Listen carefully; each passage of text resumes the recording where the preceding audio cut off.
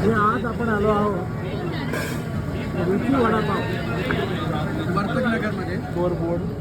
हे वडापावचं पहिलं दुकान आहे जिकडे आपण लाईनमध्ये वडापाव विकतात. टोकन घ्या मग वडापाव घ्या. तुम्ही बघू शकता लाईन आहे इकडे आणि त्यांची स्वच्छताही तुम्ही बघू शकता.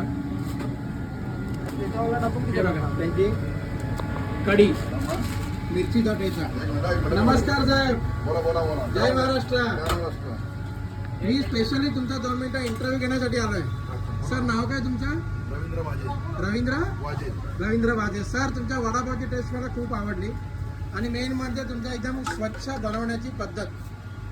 कांदा भजीचं शूट घेऊ मी या ना. आलो मी. आहेत ना. अरे वा, हिला म्हणतात कांदा भजी. हे सगळं स्टीलचं आहे. तेच ते. शाबाश. आणि हे आपण वडे सोडतोय. अरे वा वा वा.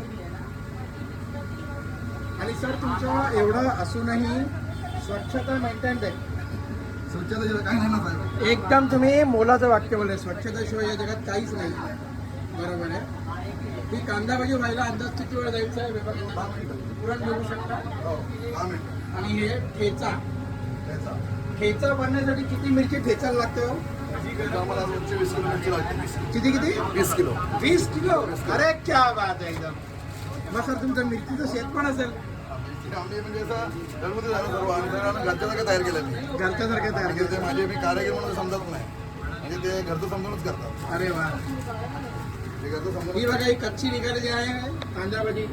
ही कच्ची आहे ना सर? ओके. आता ही आपण परत टाकणार.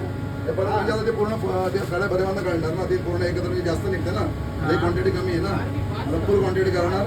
जवळजवळ नाही म्हणाल त्याच्यामध्ये 40 ते 45 प्लेट भजी बसते. 45 प्लेट भाजी. अरे व्हेरी गुड साहेब. आणि हे तुमच्या ठेचा म्हणजे अक्षरशः मनमोहक रंग आहे. आणि मी कोणाला विचारलं या एरियात म्हणजे वडापाव कुठे चांगला भेटेल तर त्यांनी सांगितलं मला त्या मैथिली बिल्डिंगच्या मागेचा रुची वडापाव आहे. एकदा ट्राय कर. आणि सर खरंच तुमचा अनुभव मला खरंच चांगला आला. मी खायला आलो होतो. एक घरासाठी मी 9 वडापाव पार्सल घेतात साहेब. नाही घरात आम्ही 3च जण आहेत पण सगळे मिळून एकदम आवडीने खाणार तुमचा वडापाव. चला सर थँक्यू सो मच. देव तुमचं भलं करो.